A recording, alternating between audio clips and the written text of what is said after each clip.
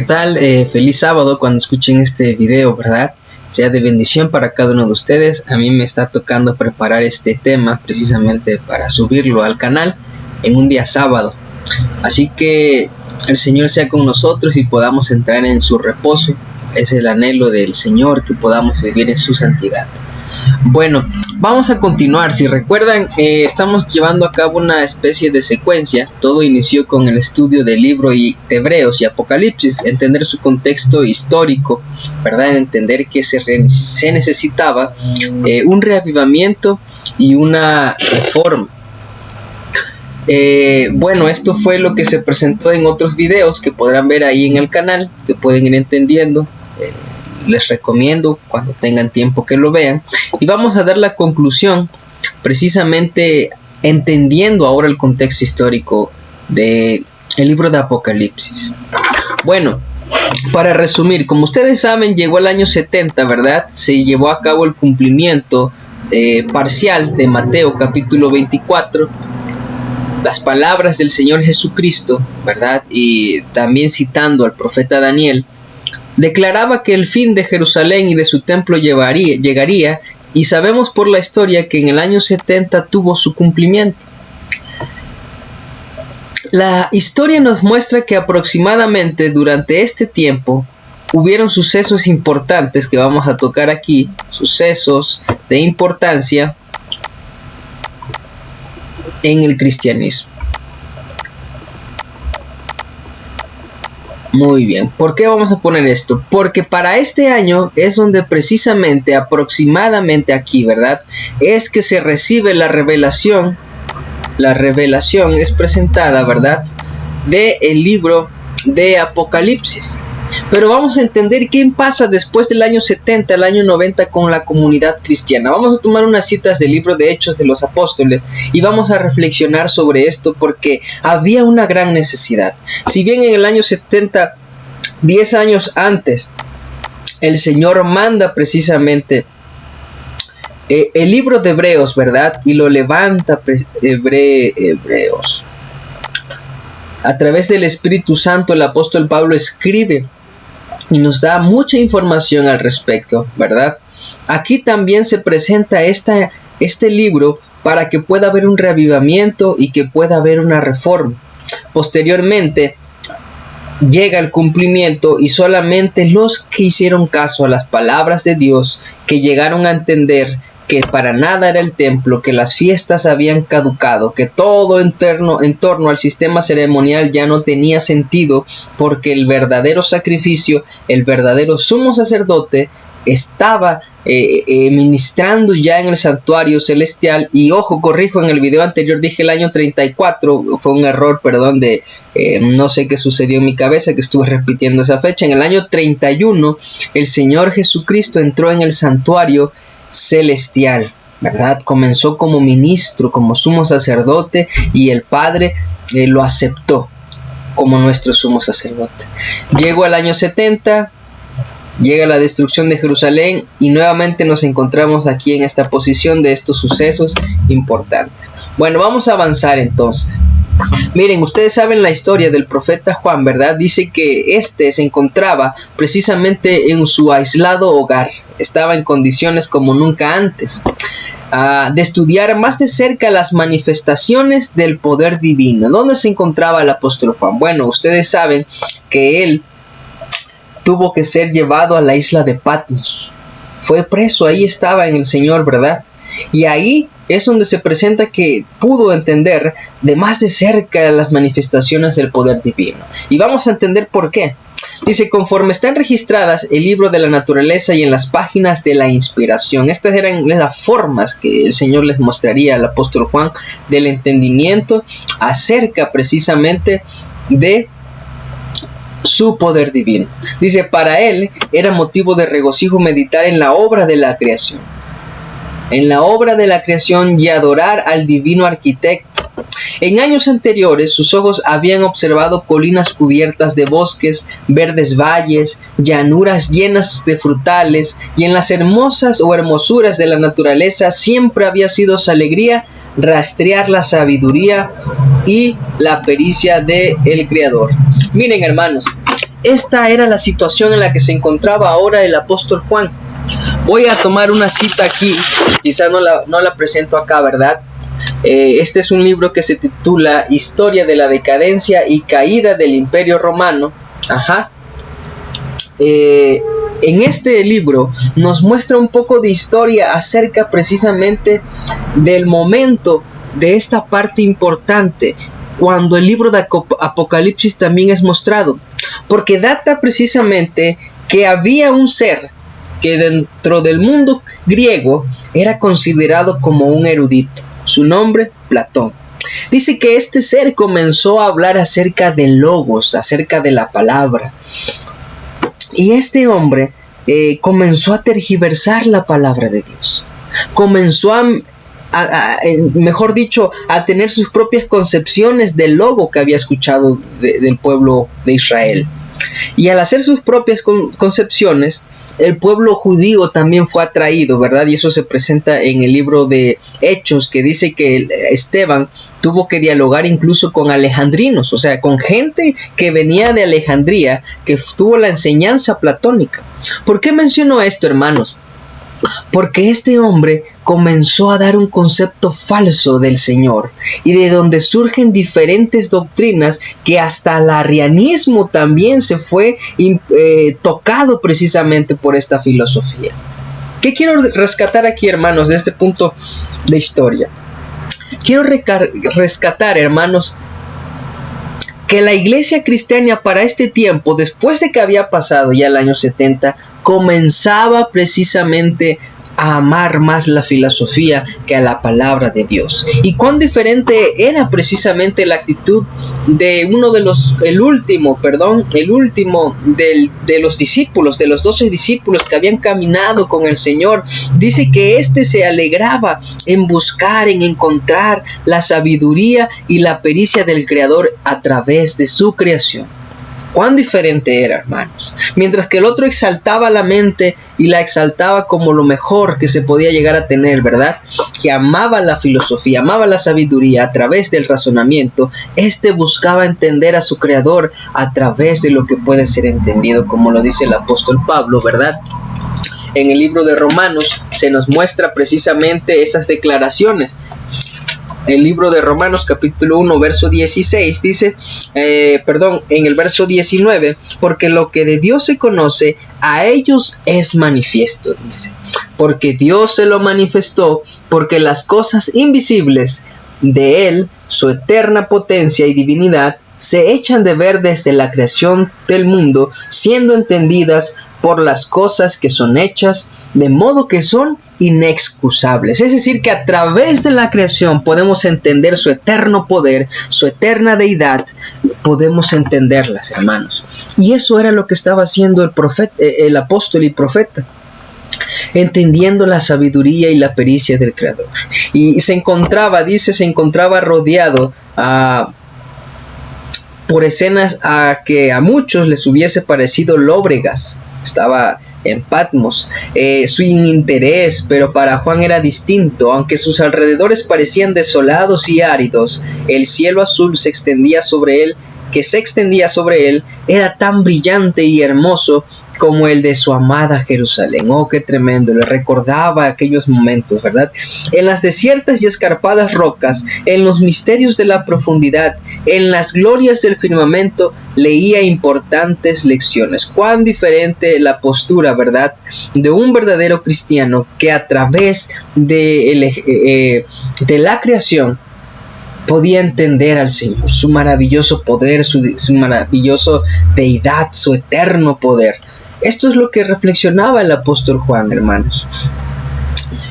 Fíjense lo que se declara aquí en esta cita. Dice: la historia de Juan nos proporciona una notable ilustración de cómo Dios puede usar a los obreros de edad. Hermanos, si tú estás avanzado en edad, si estás ya pasando una edad quizá en la que te crees que no puedes servir al Señor, hermano, ve el ejemplo de sus obreros, porque Juan, como dice aquí, nos presenta una notable ilustración de que Dios puede usar a los obreros de edad. Así que, hermanos, es un llamado para nosotros jóvenes, adultos ya ancianos, que aún podemos servir en el Señor, sin importar la edad, porque el que nos da la fuerza y la sabiduría es el mismo que fortaleció a Daniel cuando estaba en la visión y no tenía fuerza, el mismo que le dio ese tizón, ¿verdad?, tomado del santuario al profeta Isaías, es el mismo que nos puede fortalecer a nosotros.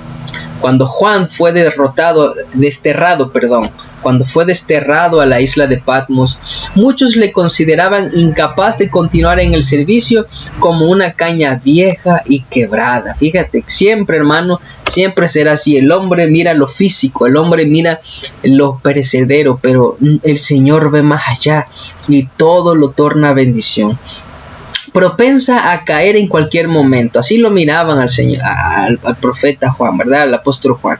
Dice, pero el Señor juzgó conveniente usarle, aunque alejado de las escenas de su trabajo anterior, no dejó de ser un testigo de la verdad. Qué tremendo, el apóstol aún dentro de esa edad avanzada, siendo un testigo de su verdad. Aún en Patmos, vamos a ver, fíjense, esto se está desarrollando en Patmos, se hizo de amigos y conversos. Su mensaje era de gozo y proclamaba un Salvador resucitado.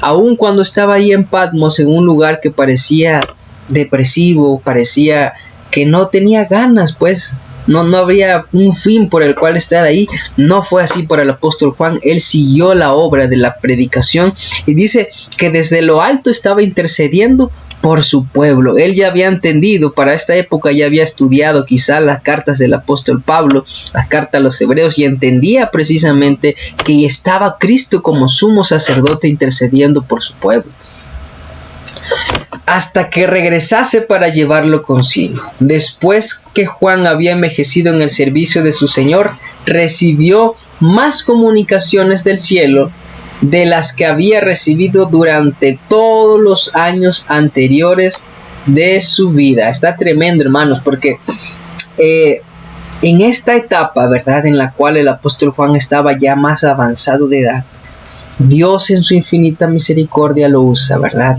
y lo fortalece y le da más luz de la que nunca había tenido. ¿Qué luz es esa? Vamos a ver. En la experiencia que adquirió el apóstol Juan bajo la persecución, hay una lección de maravilloso poder y ánimo para el cristiano. Vamos a entender cuál es ese maravilloso poder, ese ánimo para el cristiano. Dice, Dios no impide las conspiraciones de los hombres perversos. Ojo, hermano, para que no creamos que el cristiano solamente va a estar aquí llevándosela tranquilo. No, Dios permite que las conspiraciones de los hombres perversos se lleven a cabo, no las impide, dice, sino que hace que sus árdides obren para bien a los que en la prueba y el conflicto mantienen su fe y su lealtad. Entonces podemos entender que estas pruebas, ¿verdad?, se presentan para que su pueblo, presente fe y lealtad. Hermanos, si estamos pasando una prueba hoy en día, recordemos que esa prueba nos permite presentar, manifestar nuestra fe y nuestra lealtad. ¿A quién? Al Creador de los cielos y de la tierra. Para eso es que el Señor nos manda estas pruebas. Dice, nos permite. A menudo los obreros evangélicos realizan su trabajo en medio de tormentas, ¿verdad?, de persecución, de amarga oposición, hermanos, y de injusto oprobio. Gloria a Dios que por ahora nosotros no estamos pasando esto, hermanos, pero cuando llegue el momento, sea el Señor el que nos fortalezca, porque pronto vendrá, hermanos, sin duda este tiempo en el cual hemos de ser precisamente pasado por estas tormentas, por esta persecución y por la oposición amarga, si es que la hemos tenido poco por algunos hermanos quizá organizacionales, pero no se compara a lo que los apóstoles, a los que los protestantes, incluso aunque lo que los pioneros llegaron a pasar. Nos falta mucho todavía que ir caminando en la senda del Señor. En momentos tales, dice, recuerden que la experiencia que se adquiere en el horno de la prueba y aflicción vale todo el dolor que costó. Así Dios se acerca a sus hijos a sí mismo para poder mostrarles sus debilidades en contraste con su fortaleza. Oh, qué tremendo. O sea que cuando tú estás en la prueba, voy a poner aquí nuevamente, cuando está uno en la prueba, ¿qué surge? Surge nuestra debilidad. Nuestra debilidad se presenta y como un poderoso, ¿verdad? Se muestra aquí la fortaleza, como un coloso, fortaleza del Señor Jesús. Se presenta para darnos la fuerza, hermanos. Qué tremenda enseñanza. En cada prueba recordemos esto, hermano, que en Cristo encontramos la fortaleza. Todo lo puedo en Cristo que me fortalece, dice el apóstol Pablo. Les enseña a apoyarse en Él. Hermano, como un niño que confía en su padre, que se apoya en Él, que confía en la instrucción que le da. Así es como el Señor desea que nosotros confiemos.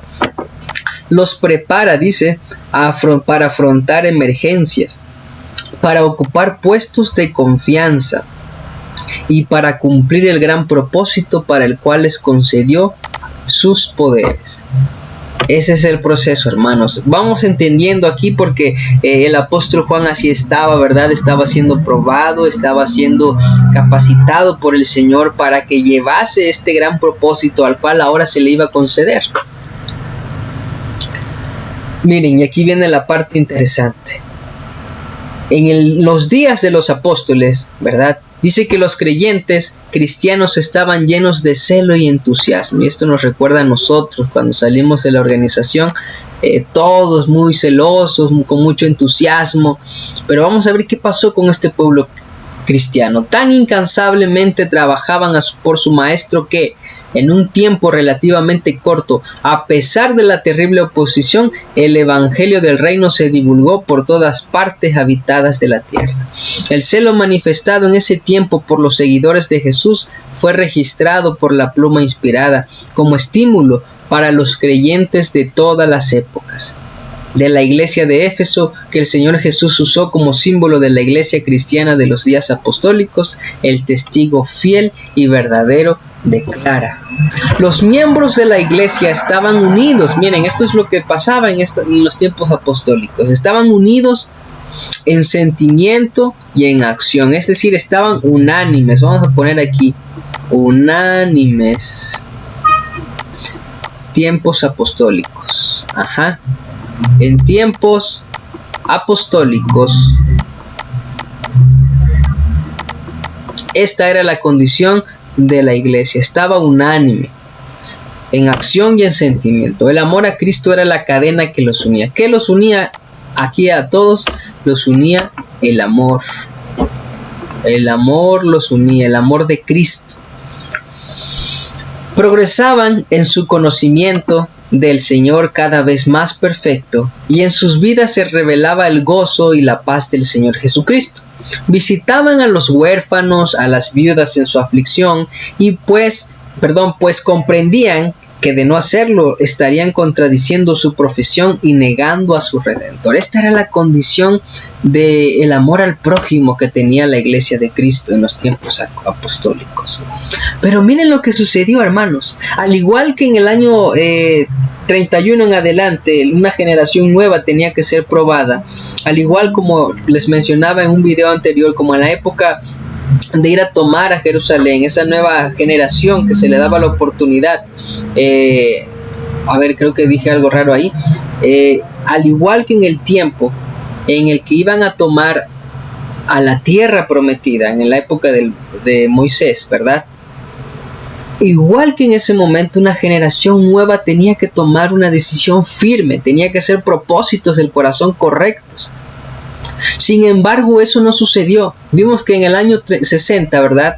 Para el año 70 hubo una generación que fue castigada, al igual que sus padres, ¿verdad? Fue condenada precisamente con la misma culpabilidad, con la misma sentencia de haber rechazado al Señor Jesucristo y de no haberle aceptado. Fíjense que después de esta iglesia que se presenta en esta cita anterior, que estaba unida, que progresaba en el conocimiento del Señor cada vez más perfecto, que tenía un celo amplio, un celo grande por su palabra. Bueno, resulta Resulta, hermanos, que vamos a ver lo que sucedió. Dice, pero después de un tiempo, el celo de los creyentes comenzó a disminuir. Su amor hacia Dios, su amor mutuo decreció.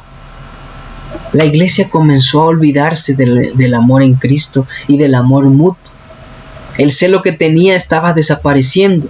Y tristemente declara aquí esta cita que la frialdad penetró en la iglesia.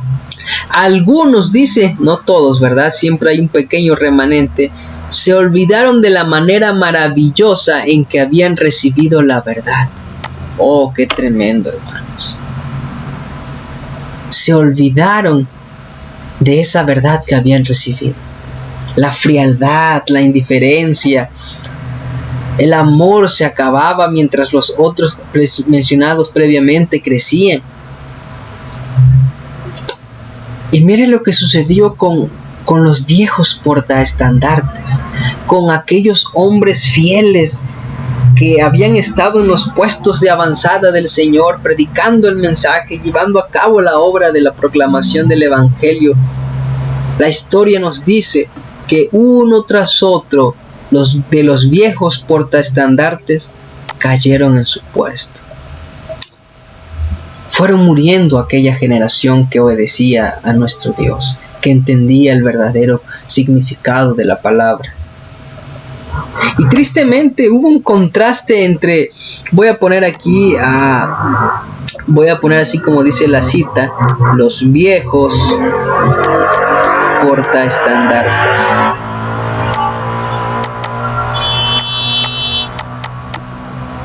Voy a poner el contraste. Jóvenes. Mientras los viejos portaestandartes caían, hermanos, o sea, iban al descanso, los jóvenes se mantenían vivos, ¿verdad? Estaban vivos, obviamente, algunos. Ahí puse mal un acento. Y entonces, ¿qué sucedía?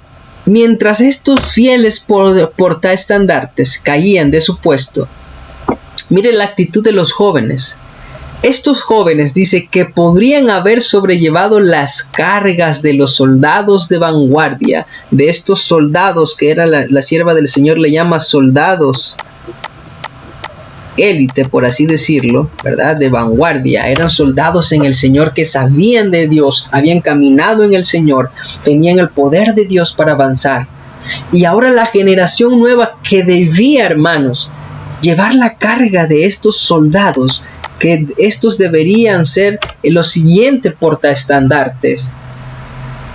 Y dice, y así haberse preparado para dirigir sabiamente la obra. Hermanos, esta generación joven se cansó, hermanos. ¿Pero de qué se cansó?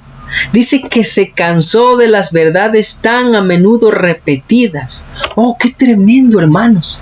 Qué tremenda esta situación, porque los jóvenes se cansaron, ¿verdad? Aquí ya no puedo escribir haciéndole de este tamaño. Se cansó. Los jóvenes se cansaron de las verdades tan a menudo repetidas. ¿De qué se cansaron? Voy a poner aquí. Para el año 70 ya sabían que Cristo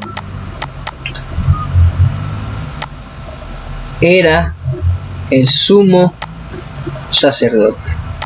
Para el año 70 ya sabían que Cristo estaba en el lugar santo del santuario celestial. Para este año 70-80 esa generación joven ya sabía que Él era el Cordero de Dios que quita el pecado del mundo. Sabía que en Él se encontraba el perdón de los pecados. Sabía que Él estaba ya un trono, o voy a poner aquí, un trono de gracia. Sabían todas estas verdades, como le dice el apóstol Pablo a los hebreos, ¿verdad? Ya no pasando precisamente por los primeros rudimentos, sino avanzando, ¿verdad? A lo más sólido del alimento de la verdad. Estos jóvenes dijeron, ¿saben qué? Estas verdades a nosotros ya nos cansaron, nos aburrieron. Y la corriente filosófica de Alejandría comenzaba a tener poder o influencia, hermanos, dentro del cristianismo. Como les decía, parte de eso se presenta en este libro, ¿verdad? A ver, de que lo pongo bien. Aquí en este libro se presenta esa información. Y resulta, hermanos, que esto que sucede aquí no es más que una lección para nosotros. Porque hoy en día sucede lo mismo, hermanos. Los viejos portaestandartes están cayendo.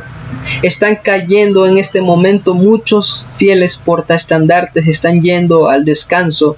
Y mientras nosotros los jóvenes deberíamos de ser aquellos que llevemos las cargas de estos soldados de vanguardia del Señor Jesús, mientras debiéramos de ser nosotros los que avanzáramos con la misma fe, la misma profesión, como lo dice el apóstol Pablo, mantengamos nuestra profesión, mantengamos la misma similitud con Cristo. Mientras deberíamos de ser así, hermanos,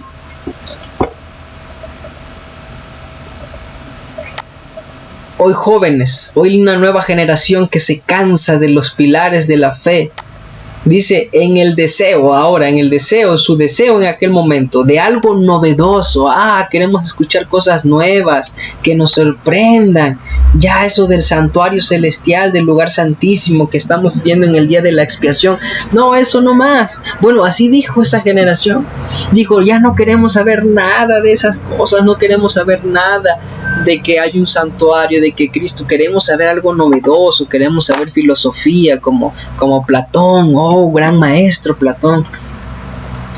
Pues esa generación, hermanos, tal como en 1957 sucedió con la iglesia adventista, dice, estos intentaron, en 1957 lo lograron, introdujeron nuevas fases de doctrina. En la época del cristianismo, dice, intentaron introducir nuevas fases de doctrina, pero también lo lograron, hermanos. Dice, más placenteras para muchas mentes, pero en desarmonía con los principios fundamentales del Evangelio. Así que mientras estos soldados de vanguardias mantenían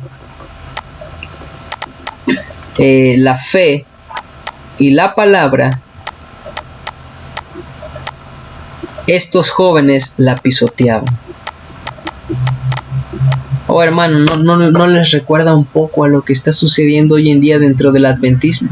La generación, los pioneros que con tanto anhelo recibieron este mensaje adventista, el mensaje del santuario celestial, de la purificación de 1844, el sellamiento, todas esas verdades. Muchos jóvenes, supuestos maestros, eruditos, teólogos, comenzaron a decir, ya nos cansaron, queremos cosas novedosas, sorprendentes, y empezaron a mezclar con la filosofía, empezaron a ser maestros de teología, de soteriología, como me decía por ahí un teólogo, todas esas cosas, hermenéutica, mayéutica, en lugar de utilizar la palabra de Dios. Todo eso en desarmonía, dice, con los principios fundamentales del Evangelio.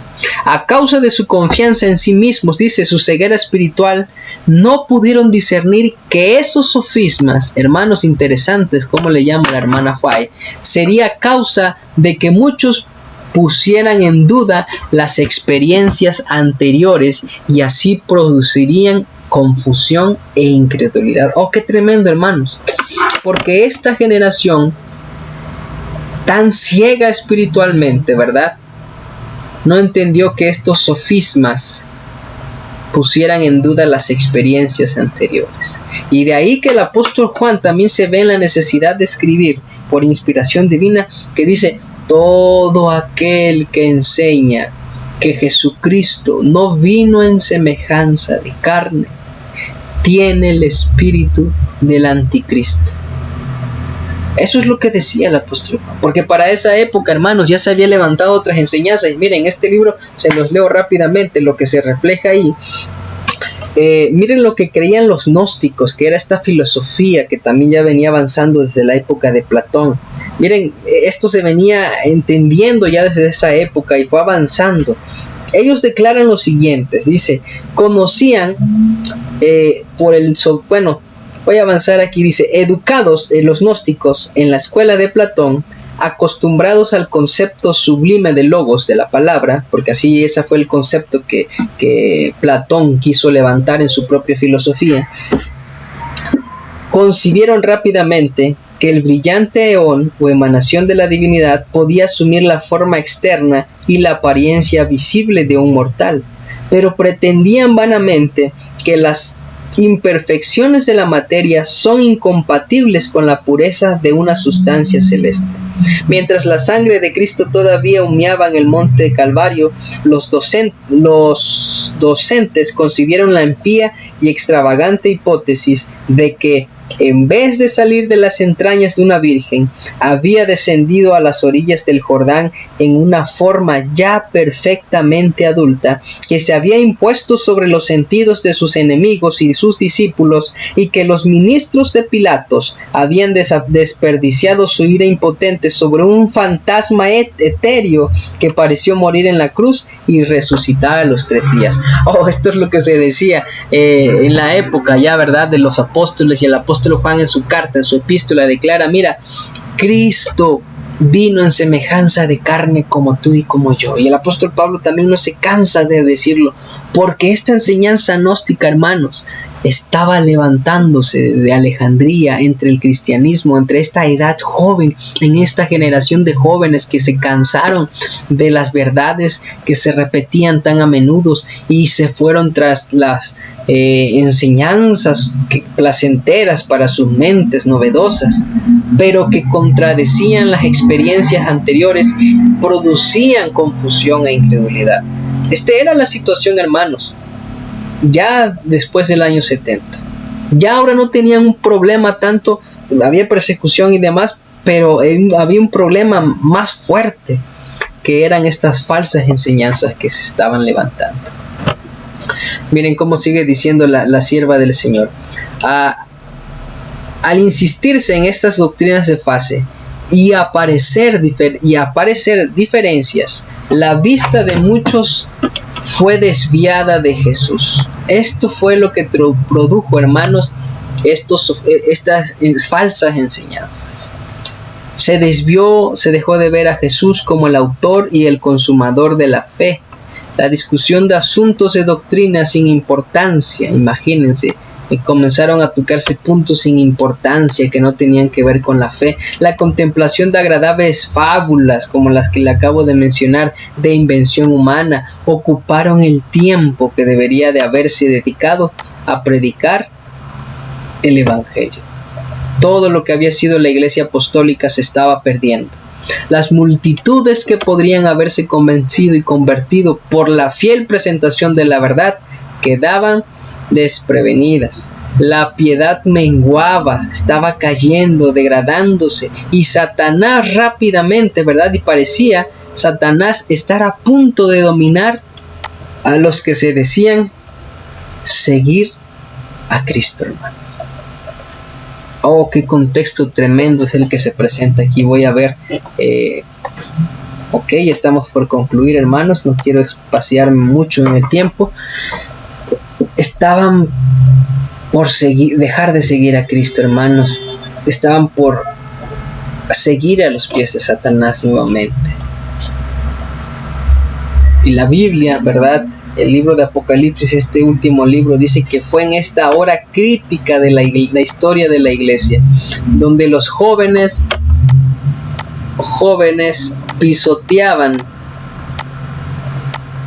los pilares recibidos.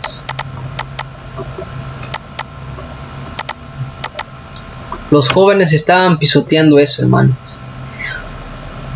En esta hora crítica de la iglesia, cuando Juan fue sentenciado en el destierro, nunca antes había necesitado la iglesia su voz como ahora. Casi todos sus anteriores asociados en el ministerio habían sufrido el martirio. El remanente de los creyentes sufría, mire qué interesante, el remanente. Aun cuando la iglesia, voy a poner aquí, me gusta hacerle los dibujitos así, toda esta era el cristianismo. Pero cuando esos jóvenes se comenzaron a levantar, déjenme ver si puedo poner otro color. Cuando los jóvenes se levantaron, precisamente la iglesia cristiana se fraccionó, comenzaron a fraccionarse, pero solamente un pequeño remanente, lo voy a poner con este azul que representa, no, ya está ahí de jóvenes, vamos a ponerlo de este rojo, no, ya está ahí también, bueno, un pequeño remanente, lo voy a poner aquí, hermanas. Voy a ponerlo así. Vamos a pensar que de todo lo que se presenta ahí, de ese círculo que era el cristianismo, un pequeño remanente, sería un pequeño remanente de los creyentes, sufría una terrible oposición. Este pequeño remanente estaba en contra. Voy a poner aquí versos, ¿verdad? Los jóvenes y su nueva teología. Aquí estaba este remanente, hermanos, en contra de estas terribles enseñanzas, y al estar en contra sufría, hermanos, una terrible oposición. Según todas las apariencias, no estaba distante el día cuando los enemigos de la iglesia de Cristo triunfarían. O sea, parecía que estos aplastarían al pequeño remanente. El diablo, ¿verdad? Si me permite hacer una especie de dibujo aquí como de un zapatito. Ajá. Quería aplastar al remanente, ¿verdad? Quería acabar con el remanente. Satanás y sus siervos. Entonces este remanente, hermanos, parecía que estaba al día en el que Satanás iba a triunfar, hermanos, en el que Satanás triunfaría sobre este remanente. Quería acabarlo, quería aplastarlo. Parecía que así iba a suceder. Los enemigos de la verdad confiaban que al mantener a Juan en el destierro, silenciarían para siempre la voz de un fiel testigo de Dios. Pero en Patmos, dice, el discípulo recibió un mensaje cuya influencia continuaría fortaleciendo a la iglesia hasta el tiempo del fin. ¡Oh, qué tremendo, hermanos! ¡Qué tremendo contexto en el cual se presenta el libro de Apocalipsis! Cuando la verdad estaba siendo aplastada, cuando los miembros fieles de la iglesia cristiana, ojo, miembros fieles, el remanente, aún dentro de la iglesia cristiana surgían remanentes. Una gran enseñanza para el día de hoy de los que enseñan que solo los que están en los templos van a ser salvos, están equivocados. No conocen la historia, no conocen las bases bíblicas. Tristemente se nos muestra aquí que ese remanente, ¿verdad?, iba a ser fortalecido por esta enseñanza. Y en ese contexto dice, aunque no se libraron de la responsabilidad de su mala acción, los que desterraron a Juan llegaron a ser instrumentos en las manos de Dios para realizar los propósitos del cielo. Imagínense, es como lo dice Nehemías. Por eso a mí me encanta esa cita bíblica, que todo lo que parece una maldición, Dios lo torna bendición. Mientras estos dijeron, vamos a mandar a Juan allá al destierro, donde no va a generar influencia, pues allá el Señor se apareció con él, y ahí le dio la grande luz que continuaría fortaleciendo a la iglesia hasta el tiempo del fin, hasta el fin del tiempo, como dice la cita. Y el mismo esfuerzo para extinguir la luz destacó vívidamente la verdad. Ese mismo celo por extinguir la palabra de Dios detonó que la verdad tuviera ánimo, que tuviera fortaleza por parte de Dios nuevamente. Vamos a acabar aquí con esta situación, hermanos. En ese contexto, dice la sierva del Señor, lo voy a poner acá la cita. Entre los riscos y rocas de Patmos, Juan mantuvo comunión con su Hacedor. Repasó su vida pasada y al pensar en las bendiciones que había recibido, la paz llenó su corazón, hermanos. En ese contexto, en el año 70, es que se presenta la revelación de nuestro Señor Jesucristo. Se presenta aquí. Y esa generación de jóvenes, así como en el año 70, que debía de tomar una decisión, se corrompió, hermanos.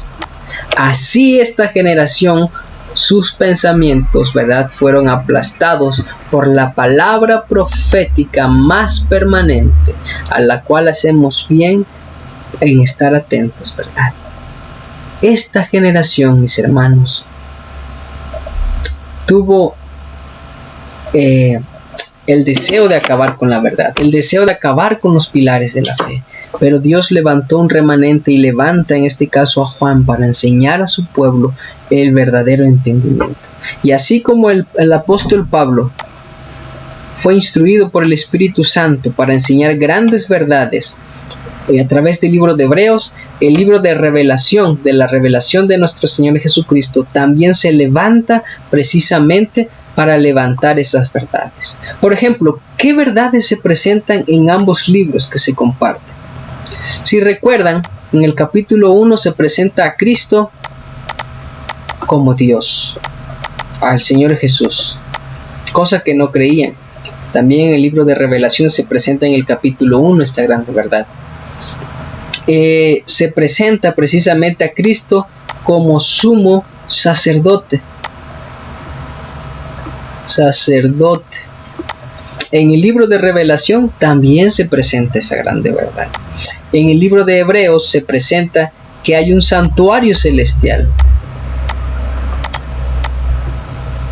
En el libro de Apocalipsis también se presenta un santuario celestial, ¿verdad?, el cual era la realidad y el terrenal era la sombra. En el libro de Apocalipsis y en el libro de Hebreos se presenta la guarda del sábado.